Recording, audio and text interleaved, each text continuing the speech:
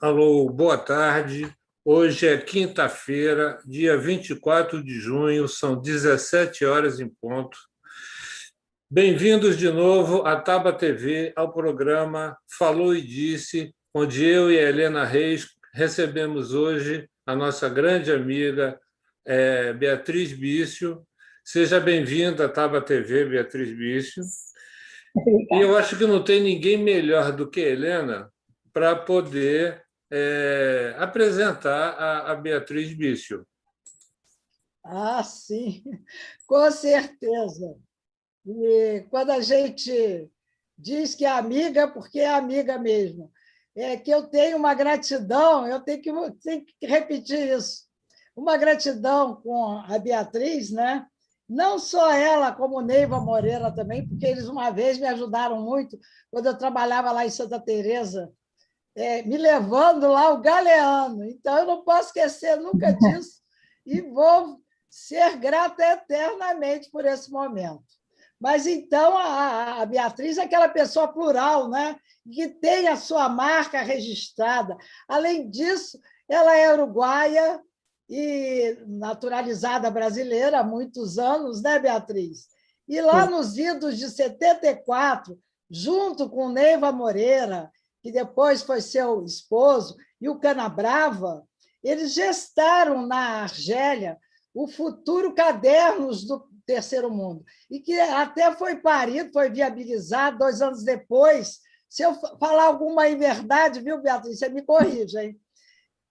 2 anos depois, em Buenos Aires. Mas aqui no Brasil é que o Cadernos do Terceiro Mundo adquiriram uma expressão e uma grandeza muito maior, porque durante 30 anos esse jornal, o Cadernos, porque era uma espécie de um jornal, mas também podia ser um caderno grandão, assim, bonito e tal, cheio de coisas interessantes, e sobre o terceiro mundo, coisa também que era muita novidade na época, né?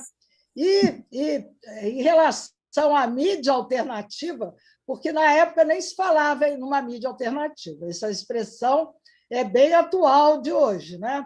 Então, foi uma referência a essa mídia alternativa. E depois publicada em 3 idiomas. Eu imagino que seja o francês, o inglês, o espanhol e o português. Não é isso, Beatriz? Eu acho que sim. E aí a Beatriz ela começou a se revelar, porque, além de editora, ela também e foi jornalista. Então, ela passou a ser a grande correspondente internacional. E aí ela vai e entrevista os grandes nomes da época.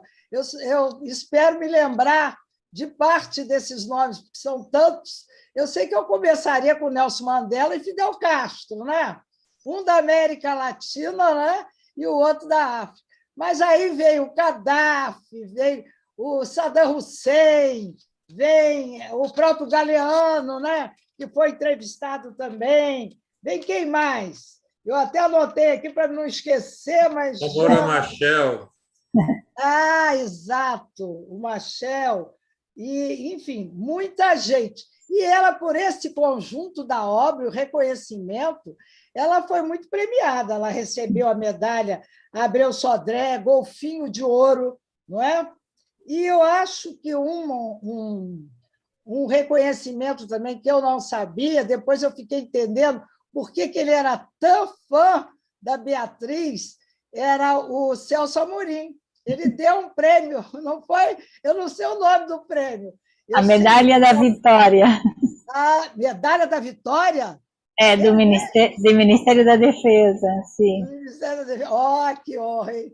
Mas, Eu, olha, porque eu me lembro aquela vez que eu marquei uma entrevista com ele para vir naquele programa que eu fazia da auditoria da dívida na Rádio Mundial. Então, eu disse assim, a Beatriz também vai estar comigo. Ah, quando eu falei Beatriz, ele... Entendeu? Você deu a volta para ele ir ao meu programa. Eu posso dizer aí, em sã consciência, hein? Não é para te puxar o saco, hein, Beatriz? Mas quando eu falei teu nome, os olhinhos dele brilharam. Só isso que eu quero dizer. Mas, então, Olha só, eu quero que eu gostaria de fazer até novamente perguntar sobre essas entrevistas históricas. Mas aí eu acho que eu vou deixar para o Leão, porque senão vou dar esse presente para ele. É dia do teu aniversário, né, Leão? Eu vou te dar esse presente. Mas se a parabéns. Não, não é aniversário, não, brincadeira não? dela. Mas se a Beatriz quiser fazer algum comentário sobre esse personagem aí agora, eu vou ficar muito satisfeita. Mas, enfim. Eu vou fazer o seguinte: eu vou emendar uma perguntinha aqui, completar a sua pergunta e pedir para, na verdade, você também falar um pouco sobre essas entrevistas, que eu acho que para o telespectador da Taba TV vai ser excelente. Só lembrando do telespectador da Taba TV, do programa Falou e Disse, para poder entrar no YouTube, se inscrever e dar um like, tá ok? A minha pergunta é em cima exatamente dessa questão do Caderno Terceiro Mundo, né? Uma revista. Todos nós lemos bastante essa revista, porque ela é bastante instrutiva, no período onde não tinha quase nenhuma discussão escrita, que era tudo reprimido, né? Então, teve um papel fundamental para poder alimentar a discussão entre setores da política da oposição naquele período, né? E eu queria exatamente perguntar em cima dessa questão que a Helena colocou, que a comunicação, né? A comunicação é a nossa própria voz, é um processo que vem se desenvolvendo, mesmo nesse cenário cheio de fake news, a comunicação vem se aprimorando. Você trabalha nisso já há um bom tempo, certo? Com a revista, foi uma das primeiras revistas que, vamos dizer assim, entraram no campo da comunicação alternativa, ou quero poder naquele período. E nós agora estamos experimentando na Taba TV, né, também exatamente ser uma mídia alternativa para que a discussão se amplie, não é isso? Então, minha pergunta é a seguinte: como é que você vê essa questão da comunicação, que você começou desde aquele período, do início do Caderno Terceiro Mundo, e dá uma palavrinha também como é que foram essas entrevistas, como é que se deram, não precisa falar todas, mas algumas que você acha que são significativas, para poder a gente dar vamos dizer assim, curtir um pouquinho disso que foi a sua curtição nas entrevistas. Tá bom? Por favor, Beatriz. Muito obrigada, Leão e Helena, pela carinhosa apresentação. Muito obrigada pelo convite também para estar aqui com vocês. É um prazer, um privilégio. E para mim também é sempre uma alegria poder lembrar desse momento que foi tão importante na minha vida e na vida de muitos, né, dos leitores, dos que trabalharam na equipe, dos que participaram de alguma forma, que foi esse longo período de cadernos do Terceiro Mundo, né? Eu digo que foi um sonho sonhado por muitos, né? E com muitas adversidades, com muitas idas e vindas, com muitos sacrifícios, mas a semente, enfim, brotou, né? E se transformou num projeto que deixou saudades até hoje. As pessoas me falam muito isso. Esse tipo de jornalismo que nós fizemos foi, eu digo, um privilégio, né? Porque foi uma escola também. Para mim, pessoalmente, foi uma grande escola. Eu digo que eu sou a pessoa que hoje me transformei, enfim, que me reconheço como cidadã deste mundo pela experiência de Caderno do Terceiro Mundo, pelo que eu tive a oportunidade de vivenciar, de cobrir como jornalista, né, de analisar, de estudar também. E esse tipo de jornalismo tem hoje em dia expressões também muito importantes com as características do momento atual, né? São etapas históricas diferentes, né? O tipo de mídia hoje é mais dinâmica, né? Até porque o vídeo, né? A instantaneidade da internet, tudo isso faz com que a linguagem também tenha que ser outra, né? Eu não sei se hoje o Cadernos, que era uma revista com reportagens longas, né, muito pesquisadas e elaboradas, evidentemente teria um público, sempre tem, né, mas naquele momento era um jornalismo realmente que muito respeitado e até justamente em oposição, às vezes, à grande cobertura que continua sendo da mídia mainstream, da mídia comercial, muito superficial e, na verdade, muito parcial também, mesmo que eles procurem vender a imagem de idoneidade, de, enfim, neutralidade, que não existe. Não existe neutralidade, nós temos valores, temos visões de mundo, e no caso da mídia comercial tem interesses comerciais e tem interesses políticos, interesses econômicos, né, que estão por trás dessa cobertura.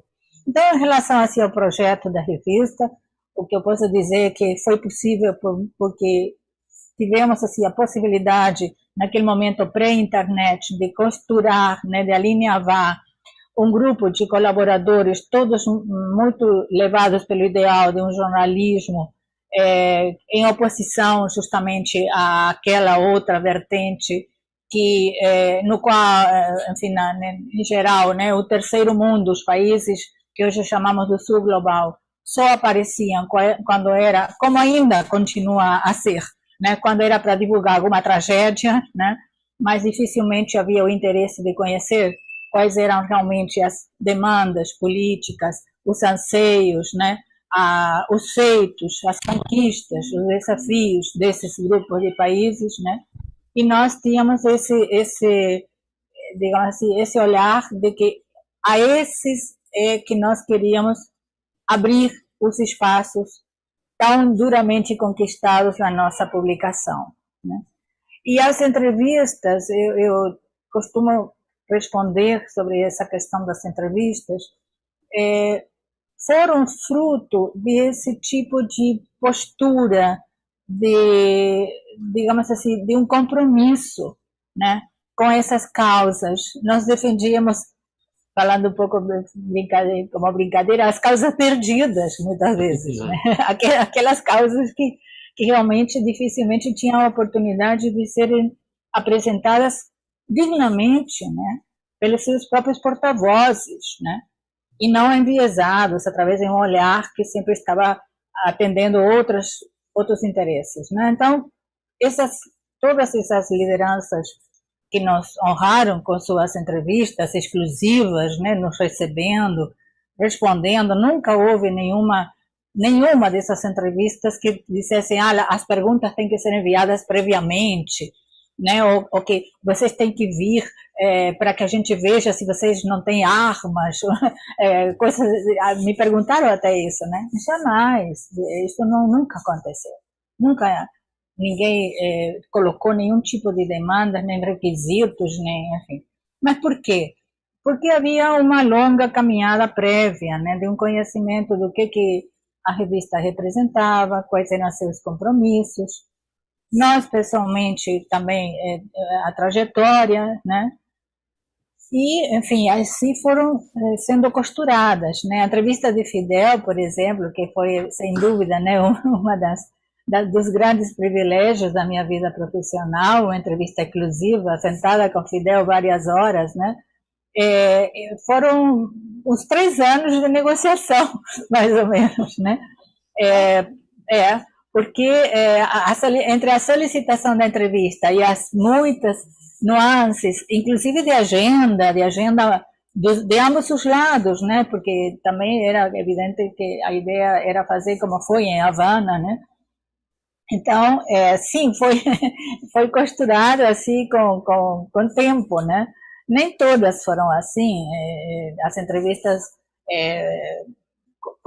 com Arafat, por exemplo, que eu acho que é uma das figuras mais doces e mais marcantes das entrevistas, também Mandela, sem dúvida, mas Arafat, eu diria, assim, das mais marcantes como personalidade cativante, Fidel, pelo brilhantismo, né, pela capacidade de ter praticamente o mundo na cabeça e analisar com minúcia situações que demandavam um nível de leitura, de informação, assim, absolutamente surpreendente, né?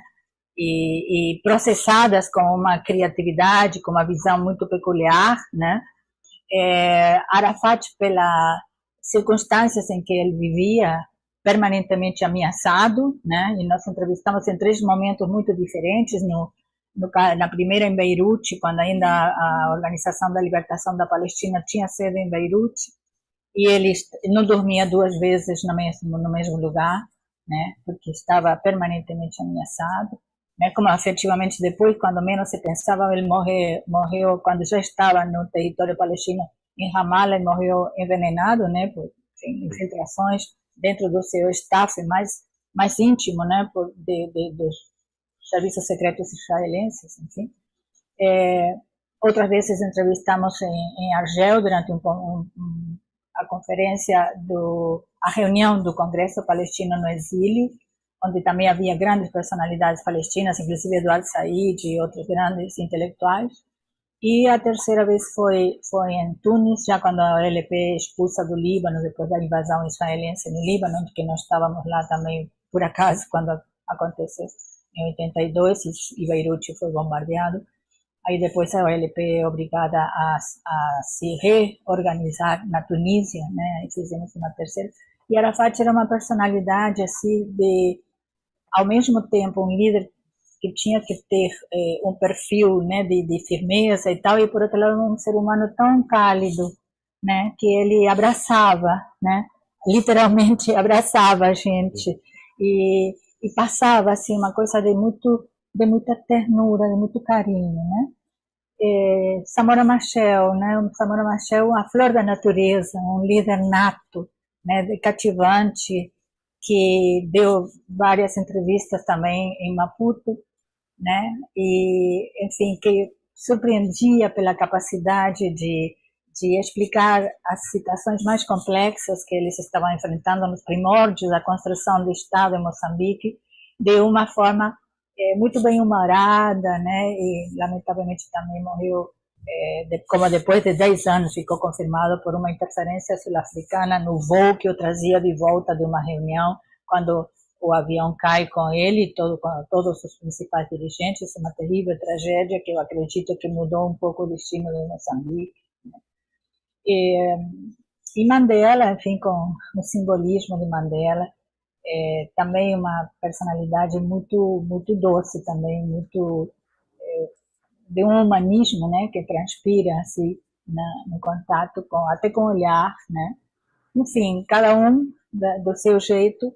Foram, sem dúvida, momentos muito privilegiados, né, que eu tenho comigo no meu coração, nas minhas memórias e nas páginas da revista para os leitores. Agora a revista digitalizada, a edição brasileira, e disponível no Centro de Documentação e Imagem da Universidade Federal Rural do Rio de Janeiro, a partir de um belo projeto que uniu 3 universidades públicas, a Universidade Federal do Rio de Janeiro, através do meu núcleo de pesquisa, a UERJ, né, através do LPPE, do Laboratório de Pesquisa e Prática de Ensino de História, com colegas queridíssimas em todos os casos, e a Federal Rural, através de um colega também muito querido, que tem um laboratório também de pesquisa em História da América Latina, e, claro, com apoio da própria reitoria da universidade e com apoio, com bolsas cedidas, 4 bolsas de estudo cedidas pelo governo do Maranhão, pelo atual governador, né, que, em homenagem ao maranhense Neiva Moreira, ele prestigiou esse esforço de 3 universidades públicas de digitalizar a coleção brasileira da revista Caderno do Terceiro Mundo, que está hoje disponível online gratuitamente para consulta, né? Então, enfim. Que ótimo. Beatriz, eu queria saber se a gente poderia fazer essa citação dessas suas entrevistas com a data em que elas foram realizadas, e aí com esses lugares onde as pessoas podem fazer essa pesquisa, a UERJ, tudo isso que você falou, não é?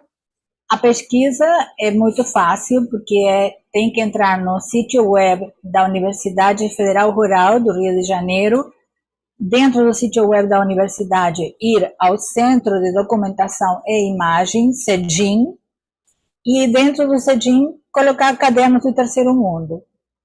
uma vez que está em Cadernos do Terceiro Mundo, digita pelo nome do autor da matéria, se quiser, ou, no caso, Mandela, ou Saddam Hussein, ou enfim, né? E vai ao encontro do material, né? Assim, não precisa da data. Não, não precisa data. Não, por palavra-chave. Pode chegar por palavra-chave. Ok, tá ótimo. Isso eu acho importante, né, Leon, para a gente colocar aí no canal. Acho que essa dica vai ser interessante. Depois eu vou colocar a legenda para poder os nossos espectadores da Taba TV acessarem. Houve todo um trabalho que foi coordenado pela querida amiga professora Jessijane Vieira de Souza, de criar palavras-chave, fazer uma contextualização para que fosse justamente facilitada a pesquisa, né? Ótimo. Mas, Beatriz, falar com você significa, para mim, principalmente, rever a história, né? E, aliás, você é doutora em História, você fez o doutorado aqui na UF, né, em Niterói. Digo aqui porque eu moro aqui, né?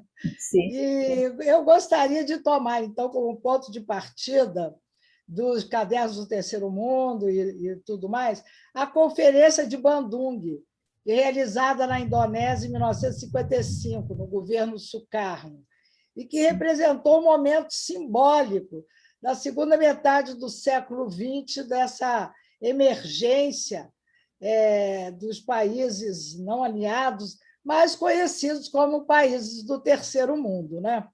Então, 5 anos mais tarde, em 1960, já há um surto independentista, e não sei se esse é um neologismo que eu estou inventando, mas a África, mais curiosamente, também aqui na América do Sul, foi caracterizado por um ciclo de ditaduras, né?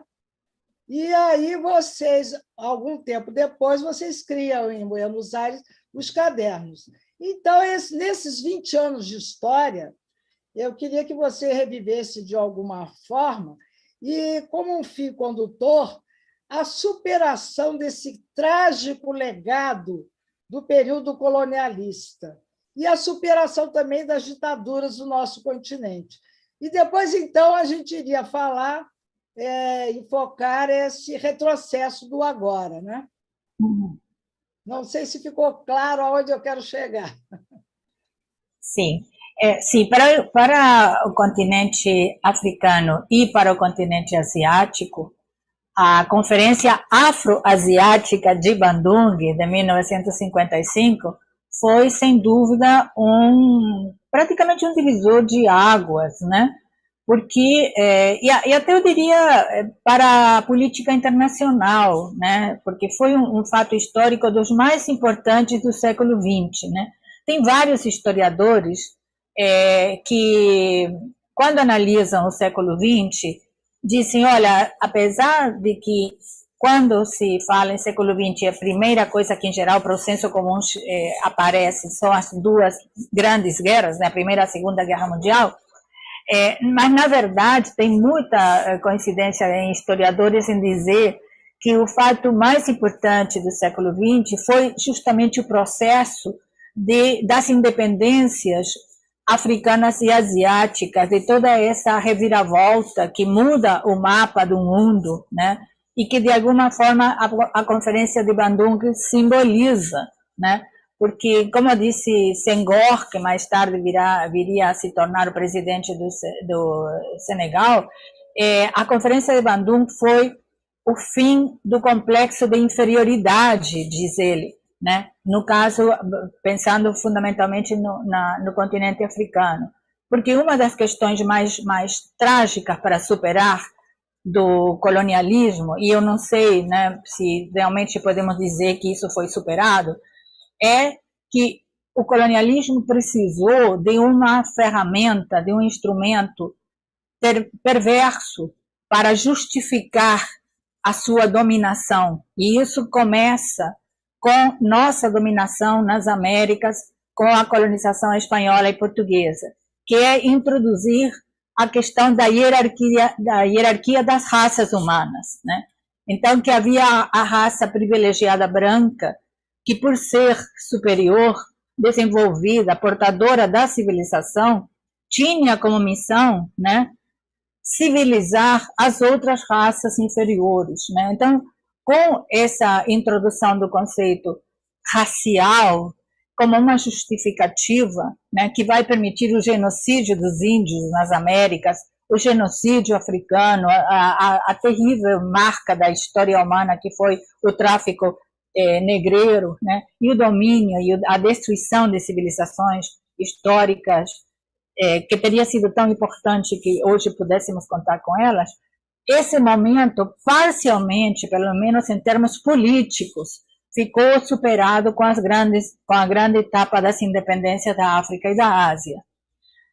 É claro que o legado colonial não era simplesmente superável, não era possível de ser superado exclusivamente com a etapa das independências, né, políticas.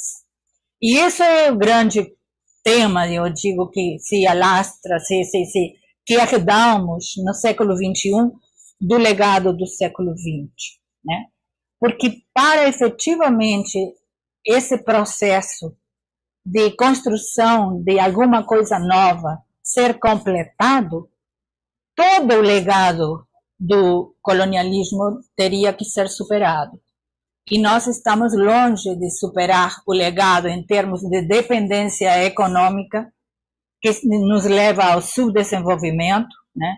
A situação de periferia, né, que até hoje temos em grande parte, né, da África, em grande parte da América Latina, menos na Ásia, porque a Ásia está dando grande salto, né, com a locomotiva da China, né?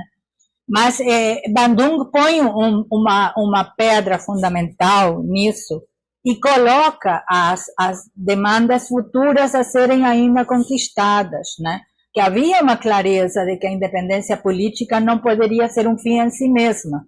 Era um momento de um longo caminho para realmente a conquista completa da soberania.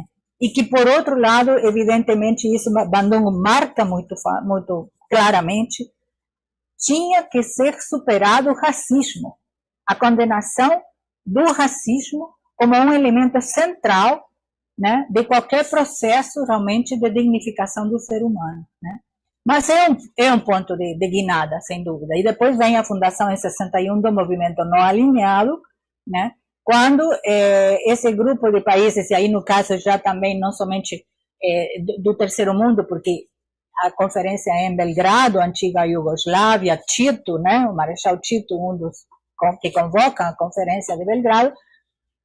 Aí, esse grupo de países, naquele cenário de Guerra Fria, né, do mundo bipolar, com a União Soviética liderando, né, o espaço socialista e os Estados Unidos liderando o espaço ocidental capitalista, esse grupo de países diz, olha, a priori, nós não queremos estar com nossos destinos atrelados necessariamente a um desses dois blocos. Nós queremos ter nossa própria voz, nossa liberdade de, eventualmente, se estivermos de acordo com alguma questão que coloca Estados Unidos, poder apoiar, se estamos de acordo com alguma questão da União Soviética, apoiar, mas nós achamos que a grande divisão do mundo não é ideológica, é, na verdade, econômica, entre o norte rico, desenvolvido, e o sul empobrecido, não pobre, empobrecido pelos séculos de exploração colonial, né?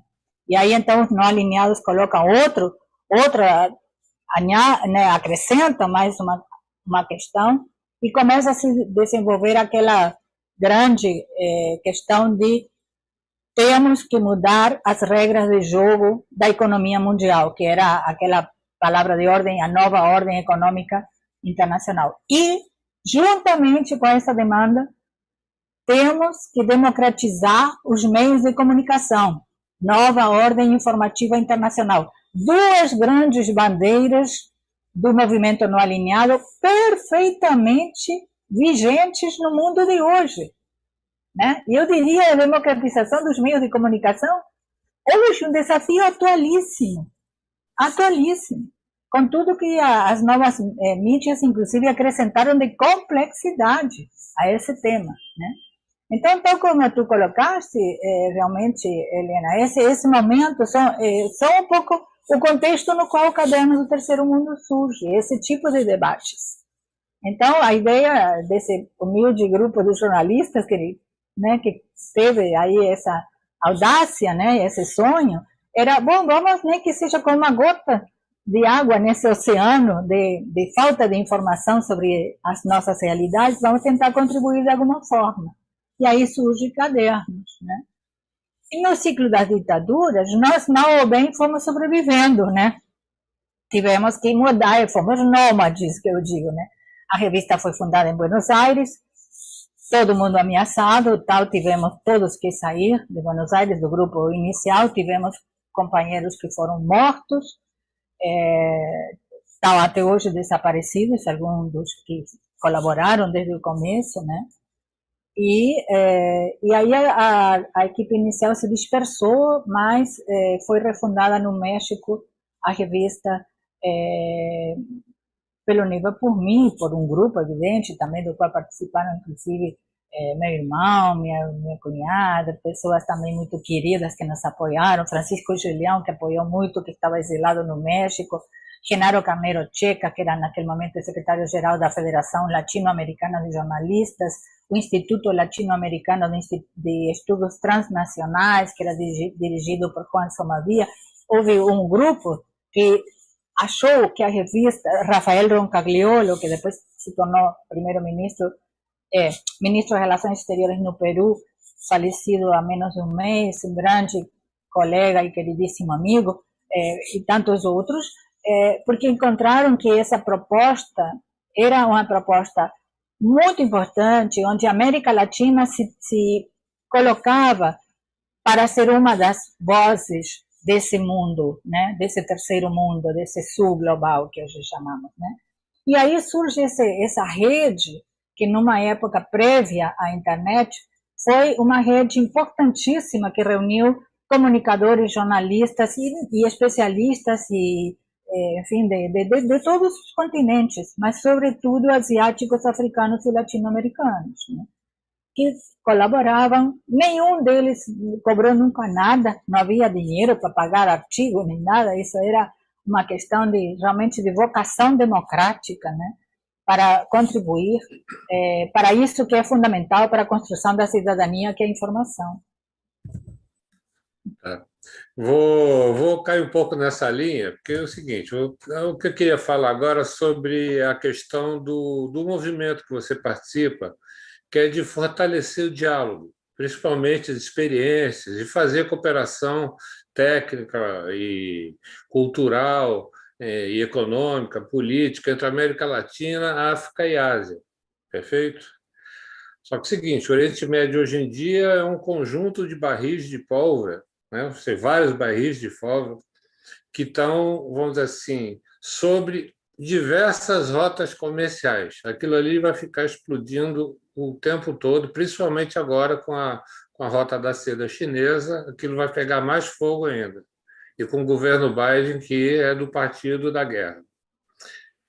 A África é uma riqueza abandonada. Um país como a África deveria ser venerado igual como a gente venera os animais mais antigos de todos, não é isso? Porque eles são mais antigos e é de uma riqueza cultural e musical muito grande, política também. Muitos deles já eram parlamentaristas há muito tempo.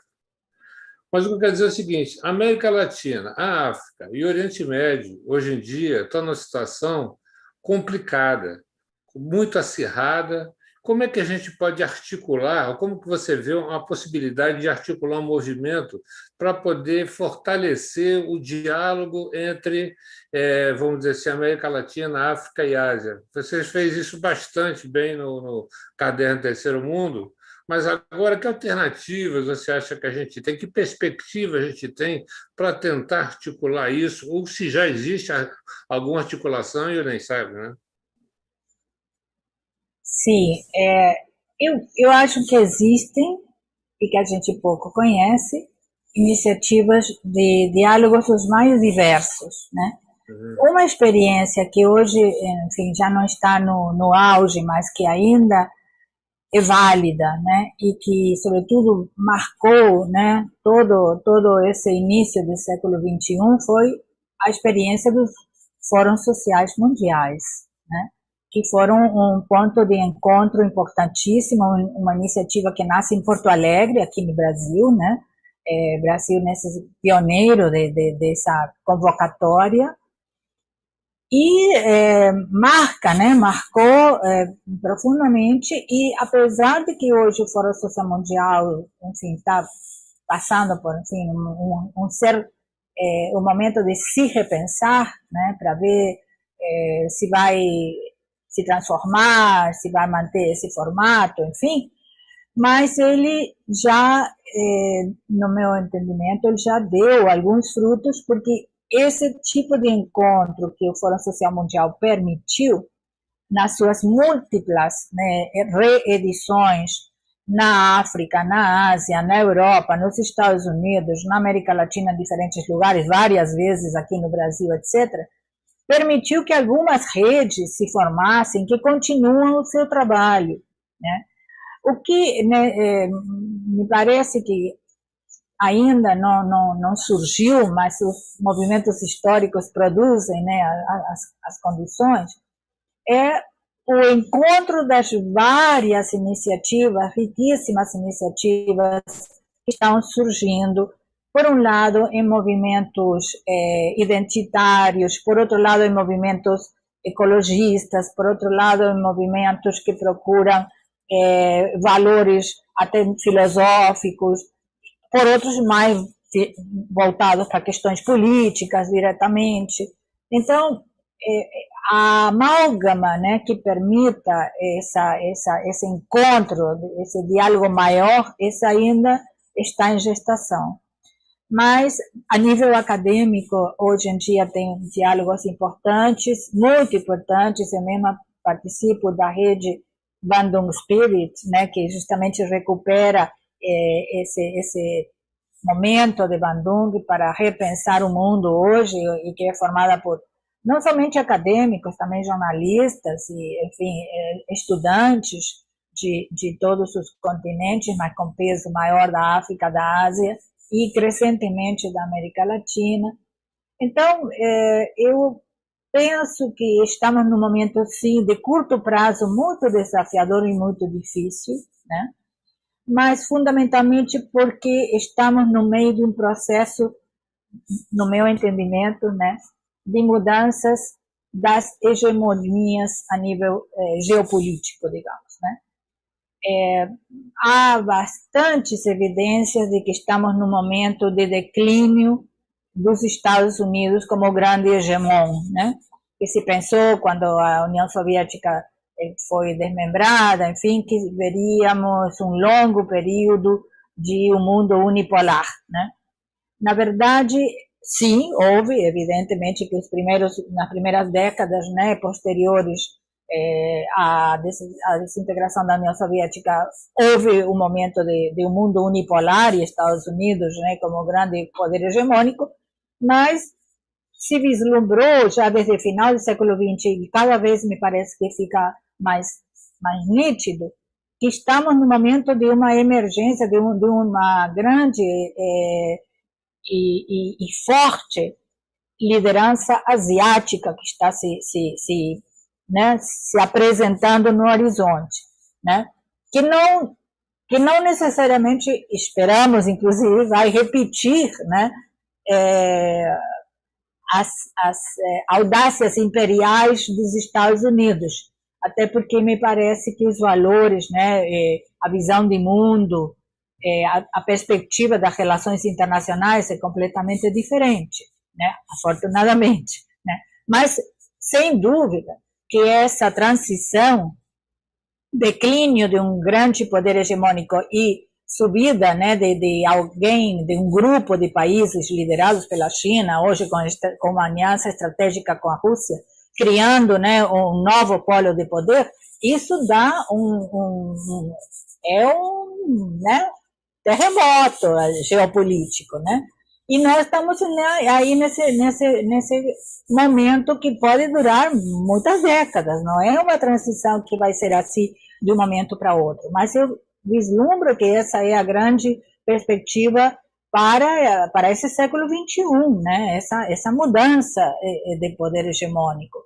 E aí, na América Latina, houve um momento no início do século que me parece que teve a fortuna de encontrar líderes que compreenderam que desse momento que se vislumbrava surgia para a América Latina a possibilidade de uma inserção soberana nesse espaço geopolítico mundial, né?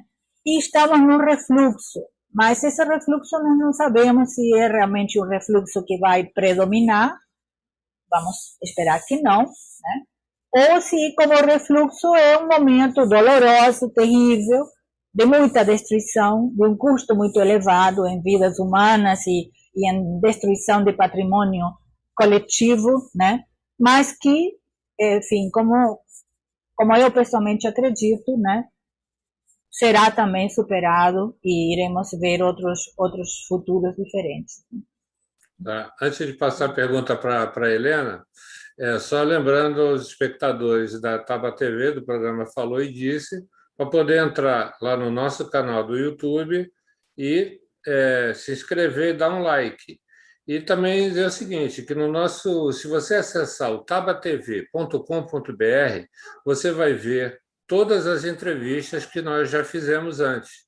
A Taba TV é uma emissora nova, apesar da gente ter experiência em outros canais, é uma emissora nova, e aí a gente quer que, na verdade, todo mundo se inscreva no nosso canal. Temos entrevistas muito interessantes, das novas entrevistas a gente tem com o senador Requião, que todo mundo conhece, que é uma pessoa, um ícone na política brasileira, um grande social-democrata, na minha opinião.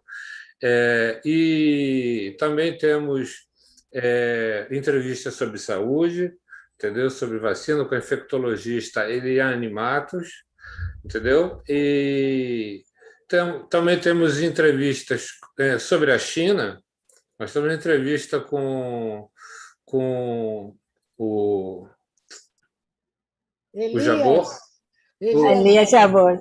O Elias Jabor, que é uma pessoa que conhece mais a China do que os chineses, do que ele domina. Então, vocês acessem a tabatv.com.br, que vocês vão assistir, vocês vão ver esses programas e tem matérias lá também.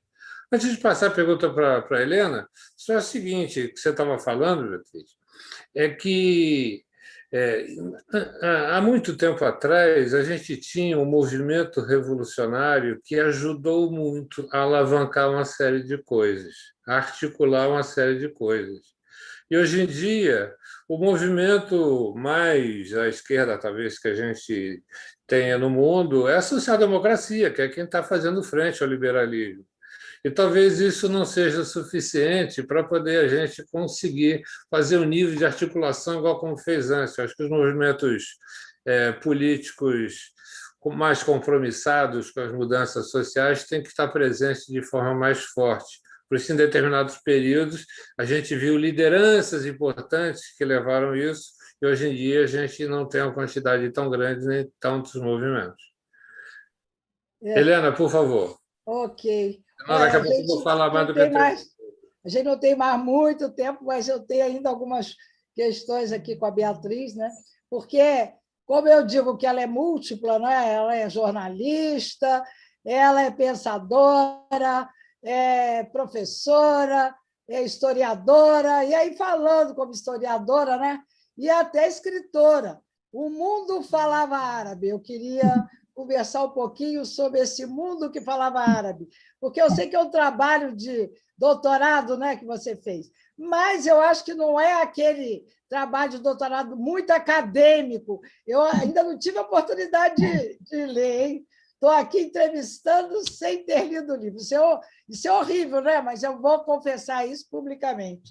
Mas eu fiquei curiosa de saber o porquê dos árabes, porque eu acho que é muito interessante, é muito original, porque os árabes, até pela nossa descendência dos portugueses, e eles têm toda uma influência, né, dos árabes que invadiram a Península Ibérica, né? E aqui no Brasil também nós recebemos, até você comenta isso, né? A corrente migratória que veio para o Brasil, né? E só em São Paulo, eu não sei se todo o estado ou só na capital, tem 3 milhões de árabes. Muita coisa, né? E no Brasil todo tem 16 milhões. E aí você pega um historiador e um viajante, né? De 1300 e sei lá quanto, não é isso? Quer dizer, e aí você constrói uma amálgama. O que é esse povo árabe? Como é que é essa mistura que eles fazem, né? É uma amálgama. Me conta essa história.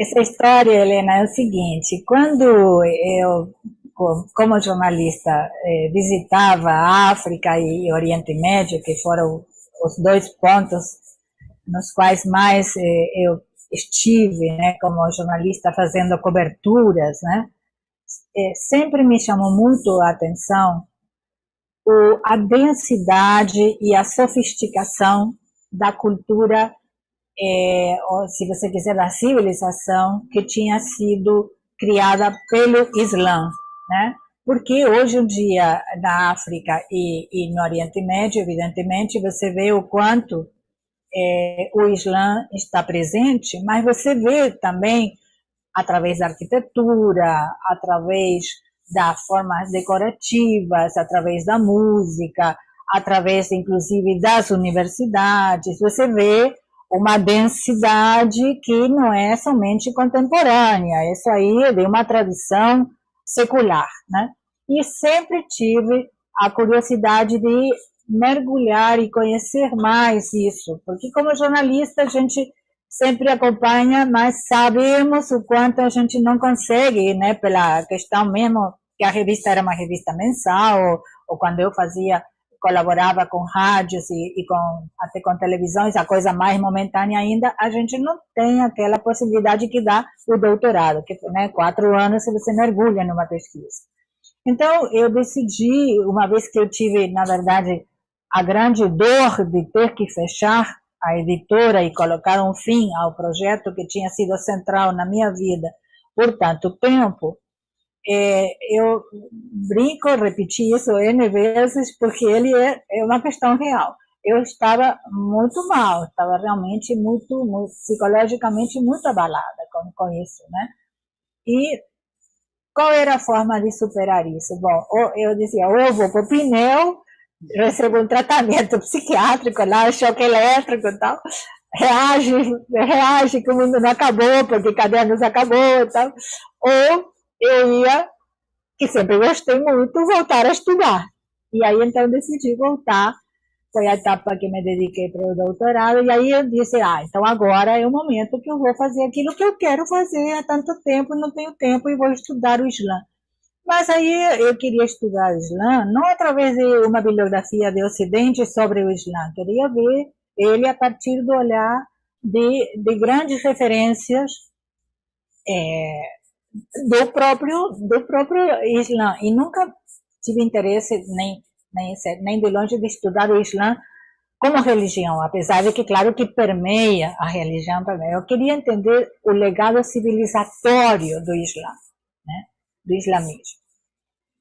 E esse mergulho no doutorado me permitiu isso. Então, foi efetivamente trabalhar com 2 grandes referências, né? Que quando eu perguntava no mundo africano, no mundo asiático, no Oriente Médio, que autores clássicos são imprescindíveis para quem quer entrar um pouco conhecer essa civilização, e havia muitos, porque realmente é uma riqueza extraordinária de autores possíveis de serem estudados, mas um deles era bastante reiterada, essas referências que eu encontrava, que era Ibn Khaldun, um historiador, um sábio, né, do século XIV.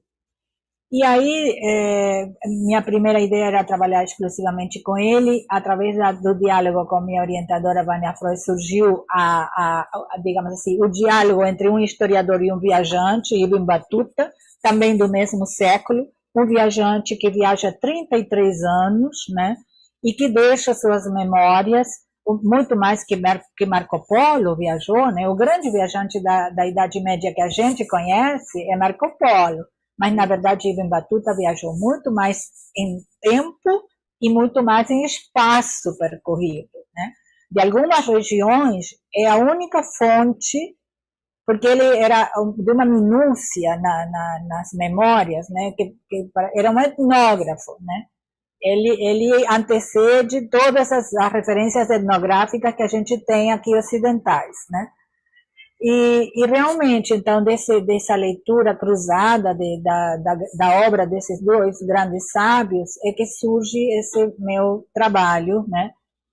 Que procura mostrar, e eu tentei fazer um trabalho acadêmico, mas como você diz, primeiro que eu não sei escrever complicado, e eu acho que quem tem as coisas claras na cabeça não tem por que enrolar na escrita. Isso eu vivo brigando com meus alunos. Digo, olha, para vocês serem reconhecidos como acadêmicos, não precisam escrever complicado, né? Para mim, quem escreve complicado é porque não descomplicou a cabeça. E aí, então, com minha escrita, que é uma escrita que eu trago do jornalismo, essa obra depois suscitou interesse, a tese de mestrado, de doutorado suscitou interesse na editora Civilização Brasileira, né? Justamente porque há uma desinformação tão grande, um desconhecimento tão grande do que efetivamente é a civilização islâmica, que eles entenderam que apresentar uma obra que tinha um respaldo acadêmico, né, que não era, né, uma maluquice qualquer, não era uma fake news, não era, né, mas que trazia todo um olhar de respeito e até eu diria, porque assim eu sinto de grande admiração, né, por esse legado. E aí então eles publicaram e fizeram um belíssimo trabalho, porque no livro publicaram as iluminouras, os mapas, tudo que eu usei na minha tese de doutorado, né? E eu mudei o título, claro, porque o título de uma tese de doutorado é uma coisa muito, aí sim, acadêmica, e aí o mundo falava árabe. Por quê esse título jornalístico, né? Porque, de fato, assim como hoje o inglês é nossa língua franca, tem mais hoje pessoas falando e se comunicando em inglês que os que são realmente falantes de inglês como língua materna, né? A mesma coisa era o árabe durante séculos, que era a grande língua, né, do comércio, a língua da erudição, a língua clássica das comunicações, desde o Atlântico até a China, né? Esse foi o grande império medieval, era do mundo muçulmano, né? E onde há, por exemplo, N formas de demonstrar, né, que não há nada intrínseco ao Islã que não permita uma convivência de respeito. Não, eu não gosto da palavra tolerância. Tolerância você tolera, mas tolera com aquele nariz apertado. Não, de respeito para os cristãos e para os judeus. Porque assim foi ao longo da história. Eu digo isso também nas minhas aulas, quando trato desses temas. Se você colocar uma linha desde que começa o Islã, né, lá com Muhammad, Maomé, no século VI, até os dias de hoje, você colocar como ponto de atrito entre cristãos, judeus e muçulmanos um pontinho nessa linha, você vai ver que tem um pontinho aqui, tal.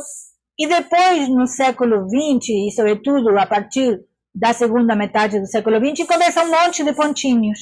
Então, por quê? Porque, historicamente, então, você demonstra que isso não é inerente ao Islã. Isso são elementos políticos que interferem nisso aí. Tá?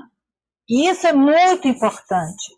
Essa desconstrução é muito importante, né? Porque aí, claro que leva tudo o que acontece desde a Primeira Guerra Mundial, com o desmoronamento do Império Otomano e a cobiça da França, da Grã-Bretanha, que vão se apossar do mundo muçulmano, que antes era otomano e tal, aí começa a grande tragédia, começa a questão palestino-israelense, começa etc, etc. Então, há aí ingredientes onde, novamente, o colonialismo tem uma pegada muito forte, né? e que nos deixa esse panorama atual, que depois se complica ainda mais no século XXI, com a doutrina Bush do ataque preventivo, né? E então ataca o Afeganistão preventivamente, ataca e destrói Irã, Iraque, e destrói a Líbia e tal. Isso tudo depois vem, reverte, né, numa radicalização em nome do Islã erradamente, uma radicalização política de reação. Tá?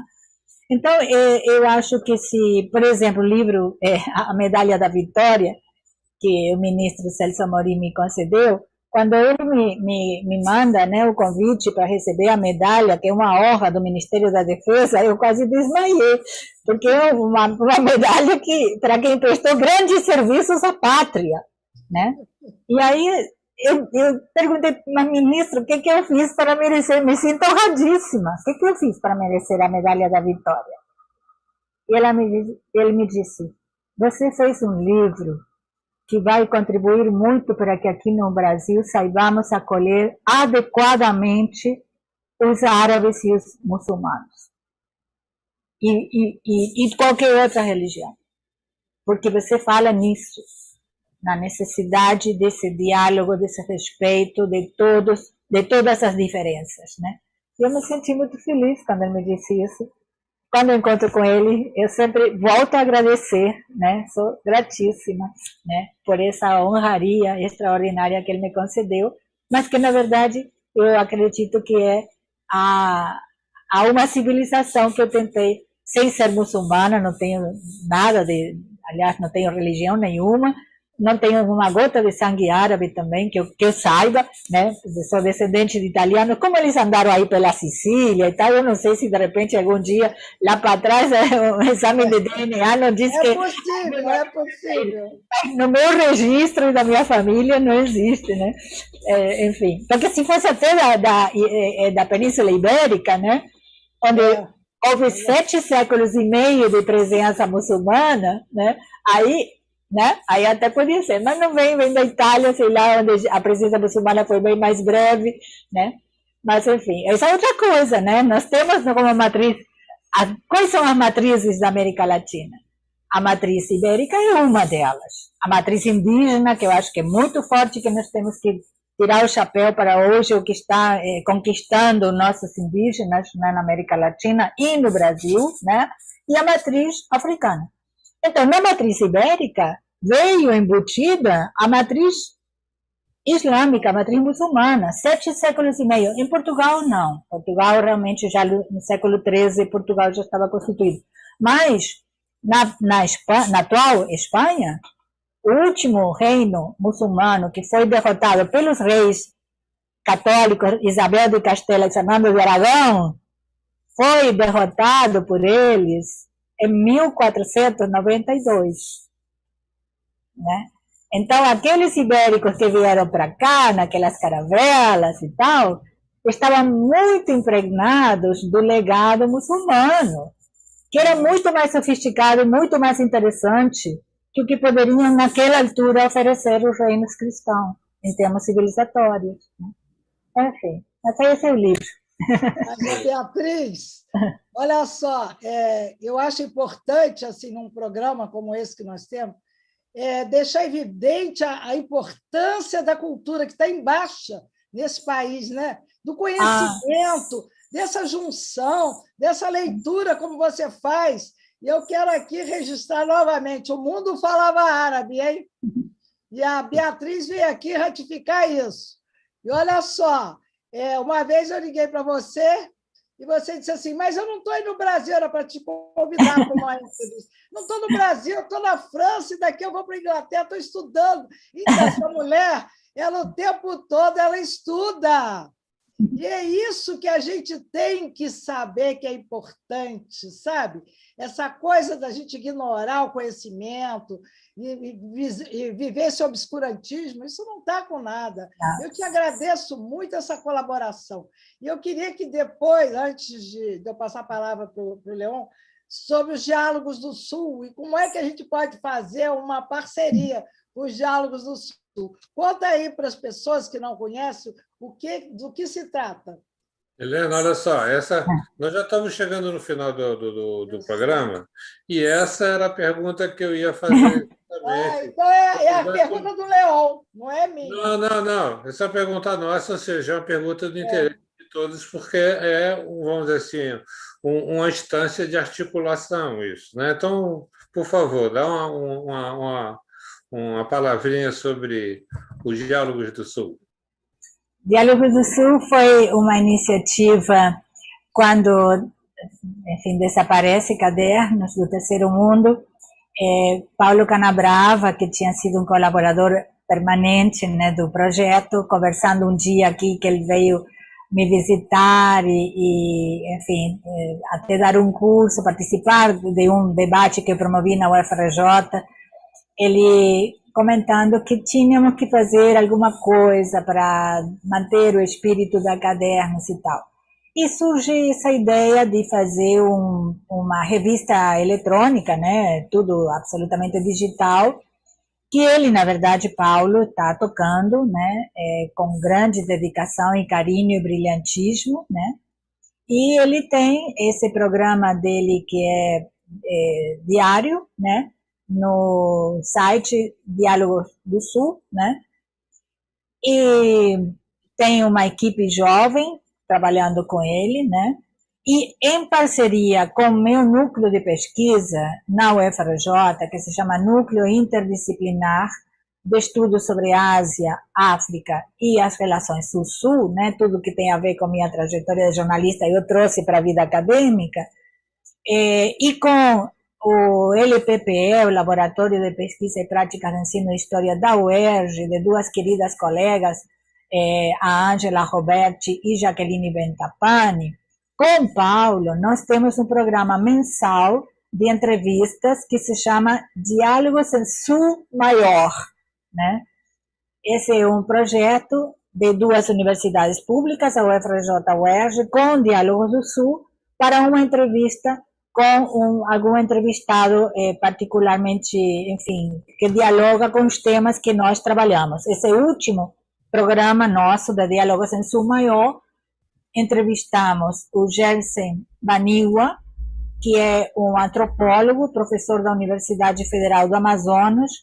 Ele é da tribo Baniwa, né? E deu uma belíssima entrevista com o que, por isso eu já admirava nossos aborígenes, nossos verdadeiros brasileiros, né? Aqueles que antecederam todos os outros, que apesar de todas as campanhas para a destruição da sua cultura e deles mesmos, dos genocídios e tal, eles estão aí nos dando uma lição de resistência. Ele contou que hoje tem mais de 14 mil índios brasileiros estudando nas universidades, já tem não sei quantos centos de mestres e doutores, e, enfim, é uma belíssima entrevista que nos deu, mostrando essa outra cara dos nossos indígenas.